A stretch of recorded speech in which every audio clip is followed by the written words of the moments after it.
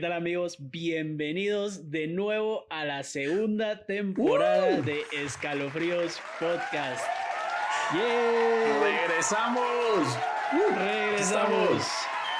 Amigos, yo soy Canche y conmigo está, como siempre, Wolf. Buenas noches, Wolf. ¿Cómo estás? ¿Qué onda, Canche? Aquí emocionadísimo porque creo que ya nos hacía falta estar de nuevo con este material, con nuevas historias, nuevas ideas, y yo creo que nos ha servido este tiempo también para reflexionar y seguirles dando buen material, porque creo que cada vez son más seguidores, cada vez más personas nos escriben a las redes sociales y creo que merecen material de calidad, y creo que por eso estamos emocionados ya contando los días para que se pudiera grabar este episodio. Así que un gustazo, Canche, siempre estar con vos ahí, que gracias a Dios, a pesar de este tiempo de pandemia, pues hemos estado sin novedad y esperando que en sus familias también. Sí, lo primero, lo más importante, que es la salud de todos, pues la verdad es que hemos estado descansando, para ser honestos, porque nos echamos un buen trabajo en la primera temporada de investigación, grabación, rodaje y todo. Entonces descansamos un rato, pero ya regresamos a lo que hacer de las cosas que más nos gusta, que es investigar y traerles estas historias en forma de cápsulas de terror, si lo queremos ver así, cápsulas escalofriantes. Pero sí, como dice Wolf, esperemos que se estén cuidando y que todo esté bien en sus casas y con sus familias. Y ya regresamos para darles más entretenimiento los lunes, los jueves y de vez en cuando los domingos, porque en esta segunda temporada, hoy por ser el primer episodio, vamos a dar un poco de avisos para esta segunda temporada, sobre todo qué contenido viene. Pues este primer episodio va a ser la historia que ya no pudimos contar la temporada pasada en el Facebook Live que hicimos en el último evento. 11,000 reproducciones en ese evento, por cierto. Imagínate ese número, estuvo genial, 11,000 reproducciones. Y ya estamos subiendo un número en Spotify, ya casi 4,000 personas, 5,000 personas más, ya casi. Entonces creo que nos está yendo muy bien. Todo gracias a ustedes, así que les pedimos que sigan compartiendo el podcast con sus amigos para escucharlo en el tráfico, ahora que vamos a empezar a regresar a salir a las calles. Esta temporada, los lunes, vamos a estar sacando lunes de asesinos seriales o de asesinatos sin resolver. Y los jueves los vamos a dejar para contenido paranormal. Hoy, sin embargo, o bueno, ustedes cuando lo estén escuchando va a ser jueves y va a ser una historia de un asesino serial y van a decir, bueno, lo acaban de decir y ya están rompiendo su propia regla. Pero no, fue porque es la historia que ya no terminamos de contar en el Facebook Live, la de John Wayne Gacy, el payaso, o por lo menos la inspiración que le dio a Stephen King para hacer la historia del payaso It, de la película de It, de payaso Pennywise. Así que hoy vamos a contar esta historia. Así que sin más avisos, poco a poco les vamos a ir contando en nuestras páginas de Instagram y de Facebook, como Escalofríos Podcast, nos pueden encontrar. Ahí vamos a ir sacando nuevo material y las actividades que vamos a ir a hacer. Por el momento, empezamos con la primera historia de la temporada, ¿te parece? Eso, damos por inaugurado la segunda temporada. Así que comiencen los juegos de miedo. Eso. Buenísimo. Pues entonces, en 1967, John Wayne Gacy, con 25 años y ya divorciado por primera vez, comenzaría una trayectoria de asesinatos y violaciones que años después inspirarían a Stephen King a crear uno de los personajes de terror más icónicos en la actualidad. Esta es la historia de Pogo, el payaso, o como ustedes lo conocen, Pennywise. Era agosto y John se dirigía a una de las reuniones semanales del grupo de los Jaycees en Waterloo, Iowa, en Estados Unidos. Los Jaycees son una organización de personas, en ese entonces solo eran hombres, entre 18 y 40 años, que se dedicaban a enseñar sobre temas de administración de negocios y emprendimiento. Es una organización cívica que junta a los ciudadanos ejemplares de la sociedad, entre comillas, ¿verdad? Porque tenemos personajes como un asesino serial entre estos ciudadanos ejemplares. Pues John había planeado ya lo que sería su primer asalto a una víctima, Donald Voorhees. Este era un adolescente de apenas 15 años, quien era parte del programa de los Jaycees, hijo de uno de los compañeros de John. Pues el señor Gacy convenció al joven de que le acompañara a su casa para poder mostrarle su colección de pornografía. Donald, muy entusiasmado, accedió sin pensarlo 2 veces. Le dijo, por supuesto que quiero ir a ver pornografía no? A la casa de un señor que no conozco, mayor, que está divorciado. Por supuesto, no veo malas ideas ahí, vamos. Pues primero lo convenció, ya estando en la casa, primero lo convenció de echarse un par de chelas. Y cuando este ya estaba muy borracho, abusó de él. Los meses que siguieron, usó la misma técnica con otros jóvenes. Algunos accedieron y cayeron en su trampa. Otros simplemente lo vieron como un extraño y no quisieron acompañarlo. Yo creo que lo que normalmente pensaría cualquier otra persona. No quiero ir a ver pornografía a la casa de este señor de 40 años que vive solo. De cualquier manera, ya se estaba haciendo fama de pervertido. En marzo de 1968, Donald le contó a su padre lo que había sucedido aquella tarde en la casa del señor Casey, que era la víctima, la primera víctima, pues decidió hablar un año después. Su padre, molesto, le acusó con la policía. Abrieron cargos contra él por sodomía. ¿Qué es sodomía? Para los que no sepan, los cargos por sodomía en esta época significaba que 2 personas o más habían tenido relaciones sexuales de cualquier tipo con personas del mismo sexo. Y que en los 60s, por supuesto, en el siglo pasado, la homosexualidad estaba muy mal vista. Igual ahora tal vez todavía hay gente que la mira mal, pero antes la veían muchísimo peor. Y hasta el punto de que llegaban a acusar a la gente de ser homosexual y los metían a la cárcel por ser homosexual. Pues cuando se enteró de los cargos, John negó todo y acusó al señor Voorhees de que le estaba acusando solo para quitarle su puesto dentro de la organización de los Jaycees, ya que John era presidente de la organización y el papá de la víctima era su rival en las votaciones, en las siguientes votaciones para ocupar la presidencia de esta organización. Así que las declaraciones no tuvieron tanto revuelo al principio. Sin embargo, cuando la organización de los Jaycees se enteró de todo, las declaraciones ya tuvieron mucho revuelo, que incluso hubo un sector de la sociedad que le apoyó a John, ya que John dijo que solo le estaban diciendo mentiras, que estaban diciendo mentiras de él. No obstante, los cargos dieron lugar a un juicio. Eventualmente, los demás jóvenes a los que intentó hacer lo mismo y con quienes no lo logró, salieron a la luz para acusarle también. El 7 de noviembre de 1968 se declaró culpable de practicar sodomía con Donald Voorhees, pero inocente de los demás cargos, y acusó que fue Donald quien me ofreció sus servicios sexuales. Yo solo lo hice porque tenía curiosidad de ver hasta dónde llegaba. Esa era la excusa que usó John para poder zafarse de los cargos. Sin embargo, lo sentenciaron a 10 años de prisión. Y aquí es cuando entra su época en la cárcel. Durante su etapa en prisión, John se destacó por ser un prisionero ejemplar. Rápidamente llegó a ser el chef en la cocina y se convirtió en el presidente de la organización Jaycee, que ya había fundado él en la cárcel, y logró inscribir a 650 presos. Como vemos, era una persona que, por más pervertido y cosas raras que tuviera en su personalidad, era una persona que lograba influenciar a muchos más. Esto, entre comillas, hizo puntos para que lo liberaran 18 meses después de haber entrado. De una condena de 10 años lo liberaron a los 18 meses. Al salir, se fue a vivir con su madre a Chicago. Tenía que visitar a un juez durante cierto tiempo y no podía verse involucrado en ninguna actividad ilícita de cualquier tipo.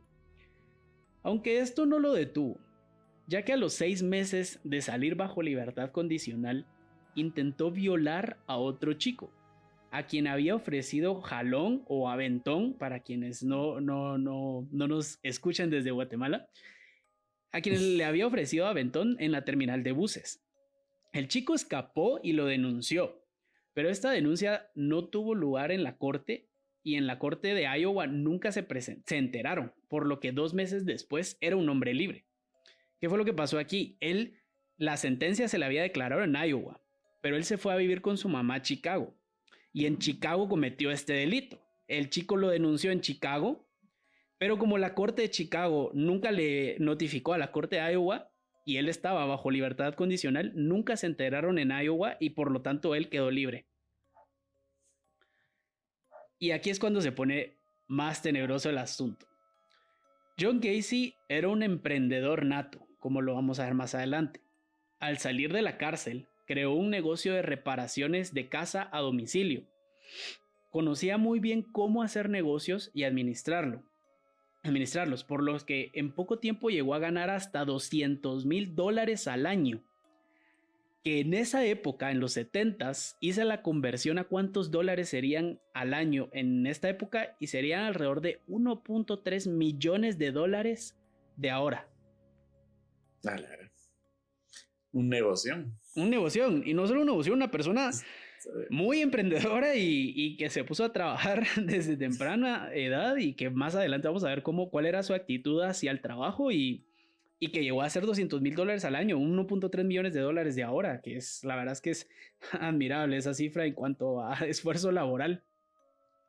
John siempre se mantuvo activo en la política de su comunidad, siempre en el Partido Demócrata. Incluso le premiaron como ciudadano ejemplar varias veces.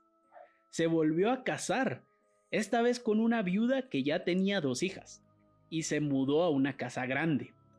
Aunque su matrimonio no duraría mucho, ya que luego de un par de años le confesó a su esposa que él era bisexual. Durante su nueva vida, decidió convertirse en payaso. Comenzó a asistir a eventos de caridad y a hospitales de niños. El nombre de su personaje era Pogo el Payaso. A pesar de que este era solo un personaje para este tipo de eventos, mucha gente decía que veía a John ir a muchos lugares comunes vestido de payaso. Algunos carteros incluso llegaron a testificar que cuando entregaban cartas o paquetes en su casa, John lo recibía en la puerta borracho o drogado, semidesnudo y con el maquillaje y el traje de payaso puesto. Aquí ya empezamos a ver algunas advertencias, ¿verdad? Años después...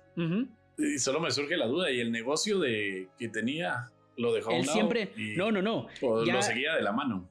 Sí, él era el jefe, él no tenía que estar trabajando, digamos, él tenía mucha gente y como lo vamos a ver más adelante, pues él siempre estuvo en negocios donde la mayor parte de los empleados eran jóvenes, hombres, pues de temprana edad, digamos, jovencitos, hombres con los que él siempre se trataba de pasar, como que siempre trataba de hacerles avances sexuales y proposiciones sexuales. Y si le decían así como, ¿qué te pasa? ¿Qué raro sos? Él solo decía, no, estaba bromeando. Solo estaba bromeando o era una prueba para ver si eras gay o no eras gay porque yo no quiero trabajar con gays o cosas así. Pero él siempre manejaba, como él ya era el gerente, él tenía su negocio a un lado y se dedicaba a estas obras de caridad, entre comillas. Ya tenía como ese perfil y eso le ayudaba, digo yo, que también los jóvenes de esa época estuvieran así como agradecidos con la oportunidad y el trabajo, y creo que con esta personalidad manipuladora, pues... Era fácil de contratar, es como hoy en día cualquier empresa puede ir a poner solo un anuncio a las universidades que busca practicantes y la gente pues se anima a ir porque son oportunidades para entrar a negocios que pueden crecer, y en este caso era un negocio que creció bastante. Claro. Pues años después, el nombre de Pogo el Payaso saldría en los periódicos nacionales, pues salieron a la luz los 33 asesinatos que John Gacy habría cometido en su propia casa. Pues este era su modo de operar. Recogía a los jóvenes en la estación de buses, prometiendo un lugar donde pasar la noche, o simplemente los recogía en la calle ofreciéndoles trabajo. De nuevo, él siempre estaba en este tipo de negocios en donde él tenía la excusa perfecta para hablar con el tipo de gente que le gustaba, ¿verdad? Que eran hombres jóvenes. Ya en su casa, les ofrecía alcohol y drogas. La mayoría aceptaba, por supuesto. Luego sacaba unas esposas o grilletes que usaba para hacer sus trucos de magia y sus trucos en las fiestas cuando se vestía de payaso. Les decía que les iba a enseñar a quitárselas, y cuando ya las tenían puestas, les torturaba y los violaba. Cuando ya había satisfecho sus deseos, los ahorcaba y guardaba sus cuerpos en una fosa que él mismo cavó en el sótano de su casa. Fue allí donde se encontraron 33 cuerpos de jóvenes cuando lo arrestaron. ¿Y todos eran hombres? Ajá, ¿sí? ¿Qué dijiste? ¿Todos eran hombres? Todos eran hombres. Él siempre se le vio cuando trabajaba que él siempre se iba a molestar, digamos, entre comillas, ¿verdad? A platicar y a seducir a los jóvenes hombres. Trabajaba también con mujeres, pero las mujeres nunca presentaron ninguna denuncia de John. Él solo hablaba con sus trabajadores hombres y específicamente con los que eran jóvenes. Nunca se metió con nadie mayor. Pues, me parece como curioso de 33 cuerpos, o sea, de una u otra forma el olor o algo, digo yo, poniéndome en el lugar como de vecino, de si pasó mucho tiempo y no se dieron cuenta más de algún indicio, ¿verdad? Porque son bastantes, o sea, hemos escuchado algunos casos donde pues lo máximo 10 o no pasan de 15, pero ya 33 creo que es un dato muy alarmante y que sí me llama mucho la atención, o sea, cuánto tiempo fue en que él realizó todos estos hechos y aparte también me pongo como vecino y digo, bueno, solo fiestas tenía, con esos indicios que mencionaban, pues algo tenía que resaltarse, ¿va? Sí, al final cavar una fosa de 33 cuerpos tuvo que haber sido el tamaño del sótano para empezar. El olor era putrefacto, por supuesto, y fueron los carteros, bueno, las constantes denuncias a la policía de varios carteros, de varios empleados que pasaban por su casa porque tenían que hablar con él o por X o Y razón, y las denuncias de vecinos también que escuchaban ruidos raros en las noches, las que hicieron que la policía empezara a investigarlo. Sin embargo, fue cuando encontraron el cuerpo de uno de estos jóvenes alrededor de la estación de buses, cuando empezaron a preguntarle a él que por qué en las noches él pasaba siempre por la estación. Y ahí una cosa sumó con la otra y hasta que llegaron a buscar a su casa y ahí encontraron los cuerpos de todas las personas a las que había asesinado. Claro, y es que igual también poniéndome en el rol de los policías, digo yo, pues me imagino que existieron 33 denuncias de personas desaparecidas, entonces también era como que... No necesariamente, porque recuérdate que él a las personas a las que secuestraba, digamos, eran personas que llegaban a la estación de bus y normalmente en esa época llegar a una estación de buses porque te fuiste de tu casa, digamos, de tu pueblo, de tu casa, buscas una nueva oportunidad, llegas a una ciudad donde nadie te conoce, entonces es el mejor lugar para estar, para ser un asesino serial e ir a recoger a tus víctimas, porque no tienen familiares ahí en esa ciudad, simplemente no tienen ni siquiera en dónde estar y por eso aceptan jalón, por eso aceptan drogas y alcohol. Y es gente que también que recogía de la calle, entonces nadie iba a reclamar por ellos. Agarraba a la víctima perfecta. Sí, correcto, eran las víctimas perfectas. Pues bueno, ustedes se preguntarán, bueno, esta es la mitad de su vida, pero ¿y la otra mitad? ¿Cómo llegó a ser el asesino serial en el que se convirtió? Pues ahora vamos a pasar a la segunda parte de la historia, que es una de las partes más interesantes. De hecho, lo vamos a hacer con cada uno de los asesinos seriales de los que hablemos. Primero vamos a contar todas las atrocidades que hicieron y luego, no la excusa, pero sí las razones que se dieron en su vida que lo llevaron a ser este tipo de personas, que los llevaron a ser este tipo de personas, ¿verdad? Que torturaban a la gente. Pues hablemos sobre la infancia de John Gacy. La familia Gacy se componía de los padres de John, 2 hermanas y él. De niño, John tenía sobrepeso y no era nada atlético. Su padre era un alcohólico y usualmente maltrataba a la mamá de John y a él física y verbalmente. De hecho, uno de los primeros recuerdos de John es de su padre golpeándolo con un cinturón de cuero, cuando él tenía tan solo 4 años. Lo golpeó porque había desordenado unas piezas del motor del carro que su padre estaba arreglando. En una ocasión, su padre lo golpeó con el palo de una escoba y lo dejó inconsciente. Cuando tenía 6 años, John había robado un camioncito de juguete del vecino. Cuando su madre lo encontró en su cuarto, lo obligó a llevarlo de regreso, disculparse con la vecina y luego le contó a su padre lo que había hecho. El señor Gacy tomó el cinturón de nuevo y lo empezó a golpear. La paliza fue tan grande y tan fuerte que su madre intervino, lo que provocó que su padre lo tachara de niño de mamá, maricón, y le decía que probablemente se convertiría en gay o en queer cuando fuera adulto. Durante su preadolescencia, John vivió algunos episodios sexuales que lo dejaron marcado de por vida. A los 14 años, él y un amigo fueron castigados por molestar sexualmente a una niña en la escuela. Cuando le informaron a su padre, pues podemos suponer la paliza que le dio, podemos desde ya suponer la paliza que le metió. Sin embargo, ese mismo año, John cuenta que un amigo de su padre, que era camionero y que a veces le daba jalón a John o aventón a John, lo había molestado sexualmente mientras iban en el camino. John no dijo nada por temor a cómo reaccionaría su padre.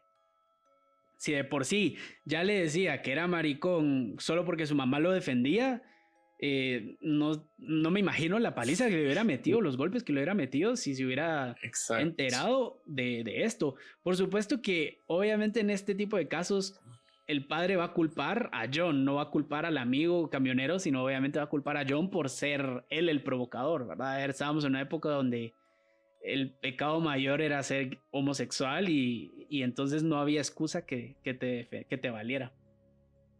Exacto. John Gacy tenía una condición en el corazón que le impedía hacer deportes.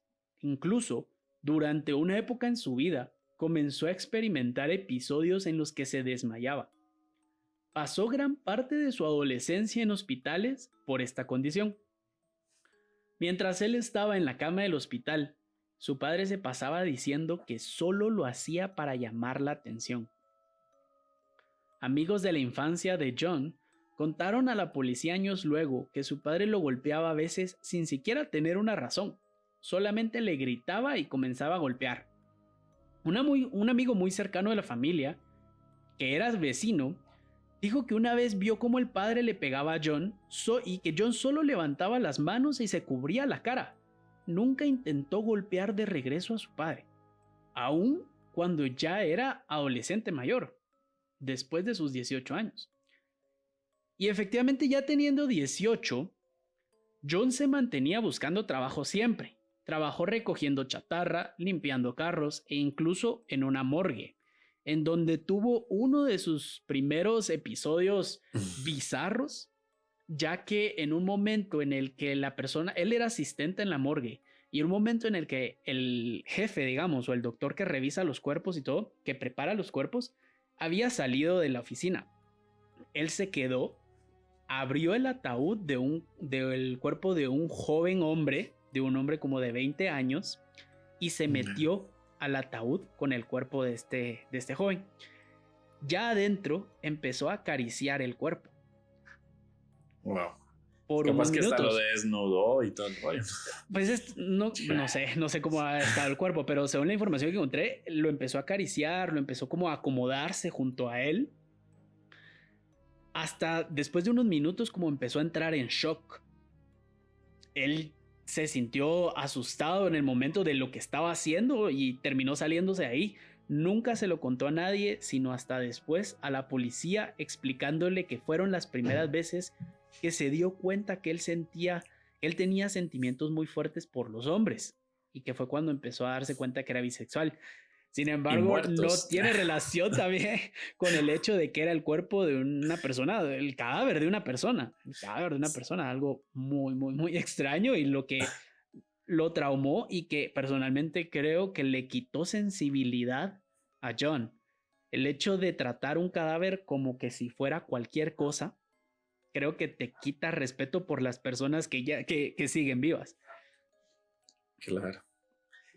La verdad que sí, interesante porque y yo creo que pudo haber sido la causa también, o una de las causas que marcó, porque desde ahí decís, bueno, él ya en ese momento dijo, creo que le perdió como un poquito el miedo, porque para cualquier ser humano creo que es como impactante, o sea, ponerte enfrente de alguna persona ya fallecida, ¿va? Y máximo a él, me imagino que en ese momento hasta pues, sintió excitarse o qué sé yo, o sea, sintió Sí. como esa adrenalina de la parte y lo que vos mencionás, que de una u otra forma después reaccionó, pues, pero creo que él sí, de una u otra forma le generó como un placer y pues creo que de ahí en adelante partieron muchas cosas que ya, yo me imagino ya pensaba que hasta era como más placer tener los muertos y tener algún tipo de relaciones sexuales con sus víctimas, ¿verdad? Entonces, siempre creo Sí, que hay como un momento que marca como la pauta donde ya dan rienda suelta a todos estos hechos, ¿no? sí, aparte que, bueno, siempre nosotros, los que ya nos escucharon la primera temporada, ya saben que nosotros tratamos de buscar como aspectos psicológicos que tal vez nos ayuden a entender las acciones de estas personas. Y recordate que, mira, el hecho, él tenía serios daddy issues. Y porque su padre nunca le demostró amor, nunca le demostró cariño, Sí, sino, pues ahorita les diré cuándo fue la primera y única vez en su vida que le mostró cariño a John. Pero él ya estaba buscando cariño en otras figuras masculinas, no tanto sexualmente. Date cuenta que él se metió al ataúd y se acurrucó con esta persona, con este joven, y lo acarició. Claro, obviamente él tenía un apetito sexual, sin embargo, toda esa yo creo que la raíz era precisamente ese cariño que nunca recibió de su padre. por parte. Pero bueno, sin embargo, el trabajo en donde más se desenvolvió fue como participante de una organización de Jaycees, que ya es ahí en donde empezamos la historia. Ahí se dio a conocer como un personaje de la comunidad. Tuvo su primera experiencia homosexual y luego conoció a la que fue a su primera esposa. Antes de conocer a su esposa, él había tenido una relación con un compañero de trabajo. Era un Jay-Z que juntos se fueron a la casa de John, se pusieron borrachos y después de un tiempo, según John, fue el amigo el que le desabrochó el pantalón y le empezó a practicar sexo oral. Y ahí fue donde él se dio cuenta, sumado con su experiencia de la morgue, que él tenía un apetito sexual por los hombres y que ahí iba la línea en lo que él quería. A los meses de haber experimentado eso, se terminó casando con una señora que venía de una familia de bastante dinero, tal vez no millonaria, pero sí era una familia que tenía mucho dinero. El padre de su esposa, de hecho, compró 3 locales de Kentucky Fried Chicken e hizo a John el administrador de los locales. John empezó a ganar $15,000 al año, que eran alrededor de $120,000 de ahorita, que es un salario muy bueno. Y él Sí. tenía 25, 26 años. Y John describió esta época como la mejor época de su vida, la época perfecta. ¿Por qué? Porque John ya al momento de tener este trabajo y tener a su cargo 3 locales de Kentucky Fried Chicken, él no solo ganaba los 15,000 al año, sino que ganaba lo que ganaba en ventas, lo que los locales hicieran en ventas. Esto hizo que tuviera mucha experiencia laboral, le compró una casa a su mamá y fue en ese entonces cuando le dio las llaves de la casa y el papá de John le dijo por primera vez en su vida que estaba orgulloso de su hijo y que se sentía mal por haberlo tratado mal en su infancia. Lo abrazó y por eso para John esa fue la época perfecta de su vida. Y por más abrazos que le diera, sin embargo, el daño ya estaba Ya hecho está. y ahí fue donde comenzamos nosotros nuestra historia de los delitos que cometió él. 33 cadáveres en su sótano. De la Fua. misma manera los mataba a todos.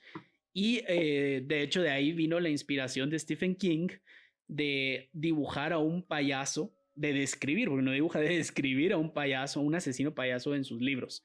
Claro, el payaso de It es completamente diferente, Ujú. viene de una dimensión, de hecho en la historia viene de una dimensión fuera de este universo. Sin embargo, la inspiración venía ahí. Si ustedes, nosotros vamos a poner fotos de Pogo el payaso en nuestra página de Instagram y ustedes van a poder relacionarlo. Incluso la foto más famosa de Pogo el payaso es él sosteniendo globos. De esta imagen fue que se inspiró Stephen King para hacer la imagen de It, del payaso, con los globos rojos, ¿verdad? ¿Qué te pareció? Claro, pues la verdad que sí, interesante. Yo ahorita también estaba como tratando de lo que vos mencionaste, y creo que lo aclaraste muy bien, porque lo estaba tratando de relacionar ahorita un poco de lo que contaste con lo de la película, ¿verdad? Que tal vez no tiene como mucha relación, sin embargo creo que sí lo trabajó muy bien este escritor o el productor, porque sí rápido, o sea, miras payasos, miras globos y rápido y de color rojo principalmente, ¿verdad? Entonces creo que sí ha pasado como de varios episodios que hemos contado con este tipo de asesinos seriales, creo que tienen como los mismos patrones, como decís vos, no somos psicólogos, pero sí hemos visto que como ese patrón repetitivo, ¿verdad? O sea, siempre tu infancia ha marcado como estas acciones, no quiere decir, o sea, porque hay claros ejemplos de varias personas también que han sufrido abusos sexuales, han sufrido de una familia pues no tradicional, pero tampoco te ha impulsado a hacer cosas fuera de lo establecido o fuera de ley, ¿verdad? Entonces, pero sí se han marcado mucho, máximo en esas épocas que era pues, todo era castigo, todo era, creo que sí dejaban como muchas cosas en los niños de esa época, ¿verdad? Que marcaban de aquí en adelante sus acciones, ¿verdad? Entonces, sí me causa mucho impacto la cantidad de muertes también, o sea, eso todavía lo sigo resonando como que fueron bastantes, cómo pudo estar tanto tiempo y creo que hubieron varios años o varios meses de poder ocultar todo su trabajo que hacía, ¿verdad? Entonces, la verdad que sí, interesante saber esa parte porque también muchos desconocíamos, me imagino, del tema de la película con estas razones del por qué, ¿va? Entonces, sí, me la pareció película no interesante, tiene pues, nada la que ver verdad. con la historia de John, sin embargo, solo la inspiración del payaso asesino salió de este asesino precisamente. Ya van a ver la imagen y la imagen es, pues, ves al payaso de It, a Pennywise y veis a Pogo el payaso y es lo mismo. Es lo mismo, Claro. incluso con los globos, pero algo que me llama la atención aquí es el papá. El papá, porque el papá nunca lo quiso, pero tenía otras dos hijas y a las otras dos hijas nunca las trató mal. Las trató como sus hijas normalmente y las hijas nunca, en la investigación que hice, nunca figuraron como un familiar importante en la vida de John. Él, claro, creció entre mujeres prácticamente porque el papá nunca estaba y cuando llegaba solo le pegaba. Entonces él desde pequeño, creciendo entre mujeres, tuvo una personalidad un poco más blanda, nunca se peleó con nadie, nunca ejerció su fuerza física, digamos, sino hasta que ya estaba mayor, era una persona grande, era una persona gorda, que si se sentaba en ti, pues iba a ser difícil quitártelo encima. Y encontró, creo yo, un modus operandi ideal en cuanto a que a las personas a las que escogía, pues era gente que nadie iba a preguntar por ellos, nadie los iba a ir a buscar y tampoco la sociedad, en teoría, obviamente no es que yo lo piense, sino en teoría no perderían nada si esta gente de la calle se desaparecía, digamos, nadie iba a reportarlos. Y encima, su imagen ante la comunidad era muy buena. Incluso encontré una foto de él dándole la mano a la primera dama de Estados Unidos en esa época. Creo que era la esposa de Kennedy, no me recuerdo exactamente quién era, la voy a buscar, pero se volvió tan partícipe de la comunidad política, como lo mencioné, participaba mucho en los comités del Partido Demócrata. Es la primera dama Rosalind Carter, la esposa del presidente Jimmy Carter. Y está la foto con él, también la vamos a subir para que se den Tenía sus cuenta hasta dónde influencias. llegó, para que se den cuenta la importancia que tenía este señor en su El comunidad personaje, ¿va? y que si él decía yo no fui, la gente probablemente le iba a creer, él estaba en un lugar donde tenía dinero, poder y capacidades para hacer todo lo que quisiese. Claro, y otra cuestión que me surge y me deja la inquietud también es de que aparte él pues ya había estado en la cárcel, o sea, y había sido sentenciado por 10 años, si no mal recuerdo, y que solo pues haya cumplido 18 meses es una nada, ¿verdad? Y siendo, digamos, también pues Estados Unidos, que sabemos de que da como un seguimiento a cada uno de pues sus infractores en las leyes, pues siempre cuando se dan este tipo de delitos, o sea, también es como que le dan seguimiento a ver en qué están trabajando, ¿verdad? Y máximo, si él después se enfocó al tema del payaso, creo que era como también otra alerta para la policía de decir, bueno, sigue acercándose a ese tipo de segmento, ¿verdad? O sea, siempre de menores de edad o jóvenes. Entonces creo que también, pues, la policía, a lo que vos mencionaste, creo que también él ganó como ese poder y ese convencimiento que tenía, que creo que lo dejaron así tal vez como, bueno, ya pasó a ser de Sí, otra dijeron, él es persona y buena ya no. persona, lo está haciendo por obra de caridad, tiene mucho dinero y en la época en la que estabas, donde la homosexualidad era un pecado, donde la gente rica no podía ser culpada por nada, donde la policía tampoco era muy buena haciendo su trabajo, pues la verdad es que las condiciones se dieron para que pudiera llegar a este número de 33 cadáveres en su sótano y impresionante. Pero bueno, espero les haya gustado este primer Buenísimo. caso. Como les decía anteriormente al inicio del episodio, por favor mándenos sus voice notes. Ahorita nosotros ya recibimos un par de voice notes. Las vamos a escuchar, las vamos a reproducir ahorita, así que no se vayan, no se acabó el episodio, pasa la parte bonita. Las historias paranormales que a ustedes les suceden y que nos pueden enviar, nos las mandan por voice note a nuestro correo escalofríospod@gmail y las ponemos al final del episodio, como vamos a poner las de Catherine que nos envió, y las vamos a poner ahorita para terminar el episodio. Así que Qué gracias, Wolf, por acompañarme interesante. una vez más. Nos No, vemos en el siguiente. ¿Algo que querrás decir? y siempre recuerden, ahora que vean a un payaso, yo tengo varios amigos que le tienen terror a los payasos. O sea, ven un payaso en la Sí, calle o normal. en un semáforo. Entonces, hoy creo que no van a poder dormir mucha para los que le tienen miedo a los payasos. Así que interesante, Canchi. Fue un gusto escuchar ahí nuevamente este material. Pues sí, esperemos que les haya gustado. No se vayan, que viene la historia de Catherine y nos vemos a la próxima. Chao.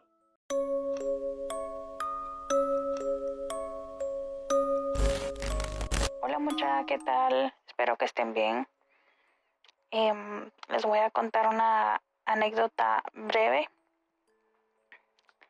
de lo que viví. Esta es más que como que miedito, me dio como nostalgia, ¿verdad? Porque fue referente a mi abuelo, que ya falleció. Esto fue hace unos años. Yo me encontraba en mi cuarto, en el piso, sentada en el piso, haciendo unas manualidades, ¿verdad? Y yo tenía candelas y tenía veladoras porque estaba derritiendo silicón porque no tenía la pistolita, ¿va? Entonces estaba derritiendo yo el silicón.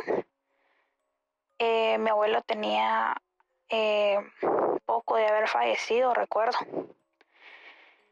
pero sí llevaba unos meses quizás. Pues estaba yo pegando unas cositas de manualidades y todo, cuando sentí algo raro, como que había alguien, ¿verdad? Como que había alguien conmigo, pero yo estaba sola, en mi cuarto, sola, porque era medianoche, yo me desvelaba haciendo mis tareas y todos se dormían, y esa vez mi mamá estaba arriba, en el segundo nivel estaba, creo que viendo tele quizás, no recuerdo, creo que estaba viendo tele, o estaba en la computadora, creo yo. Cuando yo estaba en mi cuarto sentí una presencia, pero fue como extraño, como que alguien estaba en mi cuarto. Pues seguí pegando yo mis cosas y todo, dije, mejor me voy a dormir porque estoy aquí sola, pura loca, haciendo tareas y no, o sea, me voy a dormir y voy a descansar. Pero cuando volteé a ver, yo estaba sentada, como que recostada en la parte de la cama. O sea, estaba sentada en el piso, recostada en una de las orillas de la cama, viendo a la pared, o sea, viendo como para la pared, la pintura de mi pared en ese entonces era como bechita, como color claro. Y yo pegando mis cosas cuando voy viendo una sombra Pero haciendo un paréntesis, mi abuelito siempre, siempre, siempre cargaba su sombrero. Él vivía en Santa Rosa. Ayarza se llama el lugarcito, ¿verdad? Donde él vivía, donde vivió toda su vida. Era el papá de mi papá. Pues él toda la vida andaba con su sombrero. Nunca, nunca se lo quitaba. Nunca lo miraba sin sombrero, a menos que iba a comer o porque se iba a dormir. De lo contrario, no se lo quitaba. Cierro paréntesis. Pues cuando voy viendo la sombra, cuando uno prende candelas o veladoras, la luz de las, a pesar de que la luz de mi cuarto estaba encendida, la luz de las veladoras como que hacen que se vea una sombra. O sea, si pasa alguien, como que las veladoras o las candelas hacen que la sombra se vea más grande, ¿verdad? O sea, ustedes me entienden, como que las veladoras tuvieran una luz, un reflejo de la sombra de algo, y se hace más grande en la pared, ¿verdad? O sea, se refleja, se proyecta en la pared más grande. Entonces, como las veladoras estaban cerca, y creo que tenía como 3 o 2, creo. Y cuando voy viendo, yo sentí algo, que alguien estaba ahí. Cuando voy viendo, o sea, volví a sentir esa sensación de que alguien estaba ahí y vi una sombra, pero era la sombra, y estoy segura, y sentí, y luego se me vino a la mente que era mi abuelo, porque la sombra tenía la forma de su sombrero, la altura de él, la complexión de él, pero en la misma que vi la sombra se fue alejando, como que iba caminando, ¿verdad? Como cuando, como que pasó caminando, ¿verdad? Y vi la sombra, y lentamente, porque la recuerdo bien, la sombra no se fue rápido, se fue lento, como que iba caminando, ¿verdad? Se fue chiquitando y chiquitando la sombra, como que saliendo de mi cuarto, ¿verdad? Yo subí corriendo a decirle a mi mamá, a contarle, porque yo no sentía ni las patas, de verdad. Cuando iba corriendo no sentía nada, no sentía nada, estaba muy asustada. Pero como les digo, más que asustada, era como nostalgia, porque yo lo quiero mucho, yo lo quiero mucho, porque realmente, aunque ya no esté, pues se siente todavía el cariño y la ausencia. Entonces, esa es mi anécdota, de que pueda que hayan cosas paranormales malas, y otras que pues tal vez no sean malas, ¿verdad? Sino que son parte de seres de parte de la familia, seres queridos que aún andan por ahí, o andaban, o se andan despidiendo, o están aquí en la tierra cierto tiempo. No sé, ¿verdad? No sé, la verdad, no sé. Eso es lo que yo creo, pero hasta aquí no se sabe, nadie sabe. Y esa es mi anécdota. Les agradezco bastante eh, por todas las historias y leyendas que cuentan. Lo entretienen bastante a uno, y pues aquí termina mi anécdota. Gracias.